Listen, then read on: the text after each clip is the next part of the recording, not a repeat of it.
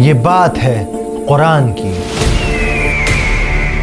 یہ بات ہے اس انسان کی جس نے رسول اللہ کا دل توڑ کر رکھ دیا۔ اب کوئی نہیں اس کا نام لینے والا۔ یہ بات ہے ابو لہب کی، سورہ کوثر کی۔ اِنَّا أَعْطَيْنَاكَ الْكَوْثَرَ۔ اکثر ہم لوگ اپنی نمازوں میں سورہ کوثر کو ریسائٹ کرتے ہیں،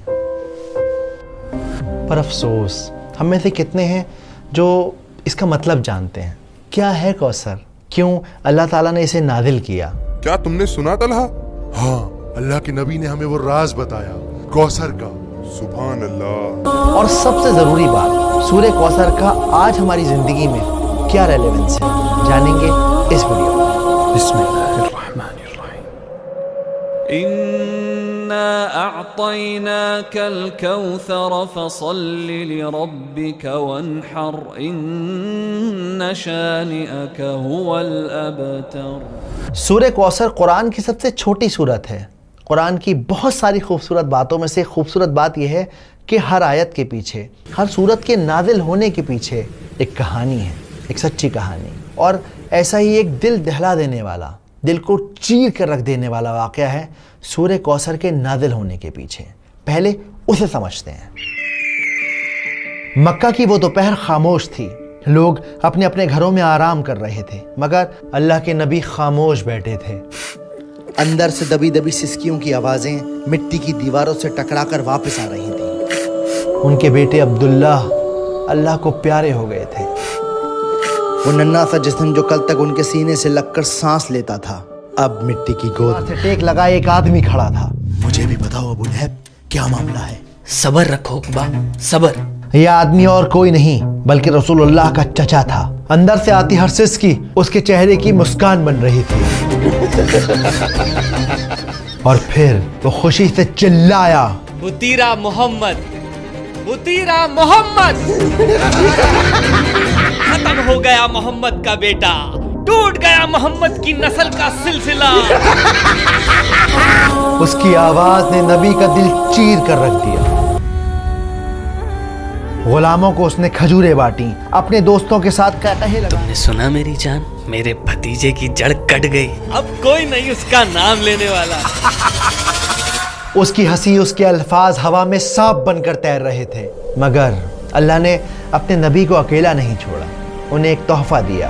یہ تحفہ تھا سورہ کوثر۔ اس سورت میں اللہ نے اپنے نبی سے کہا کہ اے نبی، آپ فکر نہ کریں، ہم نے آپ کو کوثر عطا کی ہے، تو بس آپ عبادت کیجیے اپنے رب کی، اور وہ جو آپ کو بار بار بطیرہ محمد بطیرہ محمد کہتا ہے کہ محمد کی جڑ کٹ گئی، نسل کٹ گئی، اصل میں ان کی نسل ختم ہو جائے گی۔ اللہ کے نبی کے چہرے پر مسکان آ گئی۔ دن ڈھل گیا۔ ابو جہل بے وقوفوں کی طرح ہنستا رہا۔ اسے کیا خبر کہ اللہ نے اسے جیتے جی برباد کر دیا۔ نسل کٹ گئی۔ اروا، سنا تم نے؟ اللہ نے نبی کا مقام اور اونچا کر دیا ہے۔ تو جب قرآن میں انا کا لفظ آتا ہے تو اس کا مطلب ہوتا ہے کہ کسی بات پہ زور دیا جا رہا ہے۔ تو اس پہلی آیت کا مطلب ہے کہ بے شک ہم نے آپ کو کوثر گفٹ کی ہے، عطا کی ہے، کہ کبھی نہ ختم ہونے والا، موتی کے کناروں کے درمیان جنت میں بہنے والا جھرنا ہے کوثر۔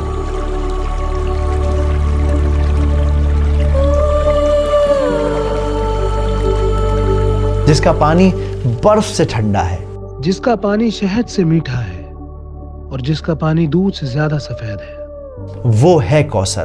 اب یہاں پر آتینا کا جو لفظ ہے، اس کا مطلب ہوتا ہے تحفہ دینا، گفٹ دینا۔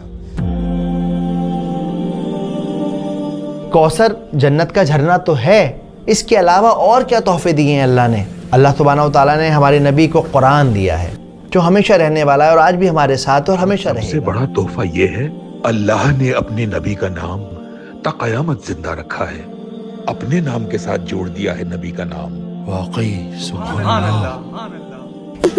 رقیہ، فاطمہ۔ اس کے علاوہ اللہ سبحانہ و تعالیٰ نے آپ صلی اللہ علیہ وسلم کو صحابیوں کو تحفہ دیا، جو ان کے ساتھ کھڑے تھے، جنہوں نے اپنے جسموں پہ چوٹ کھائیں صرف اس لیے کیونکہ صلی لربک وانحر۔ تو اب جب ہم نے آپ کو تحفہ دے دیا ہے تو آپ کو کیا کرنا چاہیے؟ آپ کو چاہیے کہ اپنے رب کی عبادت کریں اور قربانی کریں۔ دیکھو جنرلی دنیا میں دو طرح کی عبادتیں ہوتی ہیں، ایک ہوتی ہے پرائیویٹ عبادت، ایک ہوتی ہے پبلک عبادت۔ پرائیویٹ عبادت کیا ہے؟ نماز پڑھنا، تہجد پڑھنا۔ پبلک عبادت کیا ہے؟ قربانی کرنا، اس کا گوشت لوگوں میں بانٹنا، لوگوں کی مدد کرنا۔ تو اللہ سبحانہ و تعالیٰ اس آیت کے اندر ان دونوں عبادتوں کا ذکر کر رہے ہیں۔ اب یہاں پر یہ جو ونہر کا لفظ ہے اس کا مطلب ہوتا ہے قربانی دینا، اسی لیے عید الاضحیٰ کے دن کو یعنی کہ بقرعید کے دن کو یوم النحر بھی کہا جاتا ہے، یعنی قربانی کا دن۔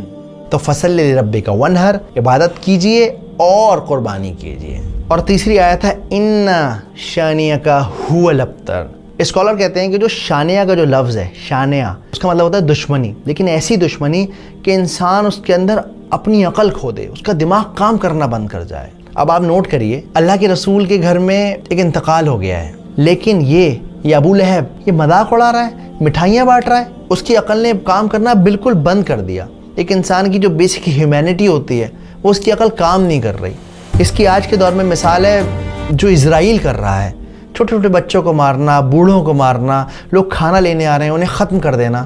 تو یہ شانیہ کا والی نفرت ہے، ایسی نفرت ہے جس میں انسان کا دماغ کام نہیں کرتا، وہ اپنے غرور، اپنے جنون، اپنے ایگو میں رہتا ہے۔ تو اللہ تعالیٰ کیا کہتے ہیں؟ ان شانیک هو الابتر۔ اور یہ لوگ جو آپ کو کہتے تھے کہ آپ ابتر ہو جائیں گے، آپ کا نام نہیں چلے گا، کوئی آپ کو نہیں پوچھے گا، وہ خود ابتر ہو گئے۔ وہ جس کی جڑ کٹ گئی، جس کی نسل ختم ہو گئی، جو برباد ہو گیا، جس کو کوئی پوچھنے والا نہیں ہے۔ اور جو اس بات کا ثبوت ہے کہ رسول اللہ کو ساری دنیا جانتی ہے اور ابو لہب کو ہم لوگ جانتے ہیں، لیکن لعنت کے ساتھ اس کا نام لیتے ہیں۔ لیکن آج اس صورت کا ہماری زندگی میں کیا ریلیونس ہے؟ کیسے ہم اس صورت کو اپنی زندگی میں اتار سکتے ہیں؟ دیکھیے آج بھی اکثر ایسا ہوتا ہے کہ ہم پریشان ہوتے ہیں نا تو لوگ تانا مارتے ہیں، چار لوگوں میں بیٹھ کر مذاق بناتے ہیں۔ ایون جب گھر میں بیٹیاں پیدا ہوتی ہیں نا تو اپنا ماتھا پیٹ لیتے ہیں۔ انسان اس طرح کی حرکتیں کرتا ہے نا تو ایکچولی وہ ابو لہب کی راہ پہ چل پڑتا ہے۔ ابو لہب کیا کہتا تھا؟ محمد کا کوئی بیٹا نہیں، ختم ہو جائے گا اس کا نام اس کے بعد۔ اس کی سوچ یہ تھی کہ انسان کی جو نسل ہے وہ صرف اور صرف لڑکے سے چلتی ہے۔ ہمارے معاشرے میں آج کتنے ایسے لوگ ہیں جو اس طرح کی باتیں سوچتے ہیں، بیٹیوں کو بوجھ سمجھتے ہیں، لڑکوں سے اپنے خاندان اور نسل کو چلانے کی کوشش کرتے ہیں۔ انہیں لگتا ہے میرا خاندان تو جب ہی چلے گا جب میرے گھر میں لڑکا پیدا ہو جائے گا، چاہے اس خاندان کو محلے کے باہر کوئی جانتا نہ ہو، شہر کے بعد کسی کو پتہ بھی نہ ہو اس خاندان کے بارے میں، لیکن چاہیے صاحب لڑکا ہی لڑکا۔ تو اس لیے اس طرح کی سوچ سے بچیں، قرآن کو مطلب کے ساتھ سمجھیں، اور جب کوئی پریشان ہو تو اسے تسلی دیں، اسے کمفرٹ کریں۔ اکثر ہم لوگ نا کسی کو کمفرٹ کرنا بہت زیادہ اوور کر دیتے ہیں، اور جب وہ بندہ چپ نہیں ہوتا، سمجھتا نہیں ہماری بات، ہم جھنجلا جاتے ہیں، اس سے ناراض ہو جاتے ہیں۔ پر ایکچولی ایسا نہیں کرنا ہے، آپ کو بس اسے یقین دلانا ہے میں ہوں تمہارے ساتھ۔ جیسے اللہ سبحانہ و تعالیٰ نے صرف اور صرف 3 آیتوں میں اپنے نبی کو تسلی دے دی۔ اب آپ کے اور میرے لیے کوثر کیا ہے؟ آپ کے اور میرے لیے کوثر ہے ہماری صحت، ہماری اولاد، ہمارا گھر، فری وقت، ہر وہ چیز جو آپ کو ملی ہوئی ہے وہ ایکچولی کوثر ہے۔ ورنہ ذرا باہر نکل کے دیکھیے، لوگوں کی صبح اسپتالوں کی لائن میں ہو رہی ہے، لوگوں کی شامیں قبرستان میں فاتحہ پڑھتے ہوئے گزر رہی ہیں۔ تو اگر آپ کی زندگی میں کوئی چھوٹی موٹی پریشانی ہے، اداس نہ ہو، اپنی نعمتوں کو کاؤنٹ کریں، دیکھیں کہ آپ کو اللہ نے کیا کیا دیا ہے، اور اس طرح سے سورہ کوثر کو اپنے اندر اتاریں۔ اگلی بار جب آپ نماز پڑھیں سورہ کوثر کو ریسائٹ کریں تو یاد رکھیں کہ یہ بہت ہی امپورٹنٹ سورت ہے۔ امید کرتا ہوں بات سمجھ آئی ہوگی، ویڈیو پسند آئی ہوگی۔ إنا أعطيناك الكوثر